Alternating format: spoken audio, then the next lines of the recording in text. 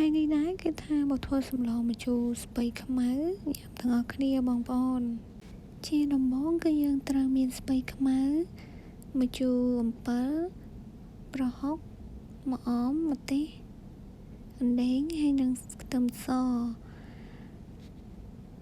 ហើយថ្ងៃនេះដែរគឺខ្ញុំដាក់ត្រីក្រហមដំបូងឡើយយើងត្រូវដាំទឹកបង់ខ្ទឹមសអណ្ដែងចូលនៅពេលដែលទឹកពុះគឺយើងត្រូវដាក់ប្រហុកប៉ុន្តែដោយសារតែប្រហុកខ្ញុំគឺជាប្រហុកសាច់ដូច្នេះហើយខ្ញុំដាក់ប្រហុកចូលទាំងដុំតែម្ដងទៅចិញ្ច្រុំក្នុងឆ្នាំងឲ្យបែកខ្ញែកល្អហើយយើងក៏ទុកឲ្យទឹកពុះម្សៅទៀតដើម្បីបង់ត្រីចូលនៅពេលដែលបង់ត្រីគឺបងប្អូនមិនគួរកូរនោះឡើយប្រសិនបើបងប្អូនកូរអាចនឹងឆ្អាបបន្ទាប់មកយើងក៏លាយគ្រឿងក្រៅទៅតាមចំណង់ចំណូលចិត្តរបស់យើង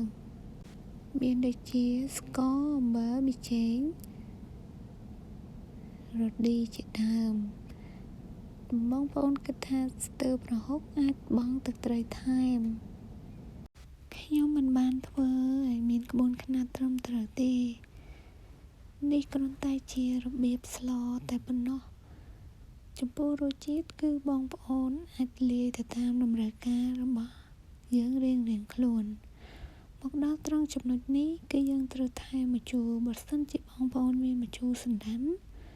បងប្អូនគួរតែដាក់ស្ងោរវាតាំងពីដំបូងឲ្យវាចេញជាតិជូរបានល្អប៉ុន្តែនាងខ្ញុំស្លម្ជូរអំពិលទុំដូច្នេះហើយទើបនាងខ្ញុំត្រាំវាទុកដោយឡែកទើបជ្រុំតាមក្រោយដោយសារតែម្ជូរអំពិលរបស់នាងខ្ញុំមិនសូវជូរដូច្នេះហើយខ្ញុំត្រូវជ្រុំវា2 បិសានៅពេលដែលលាងគ្រឿងត្រឹមត្រូវហើយភ្លក់ទៅឆ្ងាញ់ល្មមហើយយើងបង់ស្ពៃខ្មៅចូលស្ពៃខ្មៅនេះយើងមើលទៅឃើញវារាងច្រើនប៉ុន្តែនៅពេលដែលវាទ្របទៅគឺតែបន្តិចតែប៉ុណ្ណោះបងប្អូន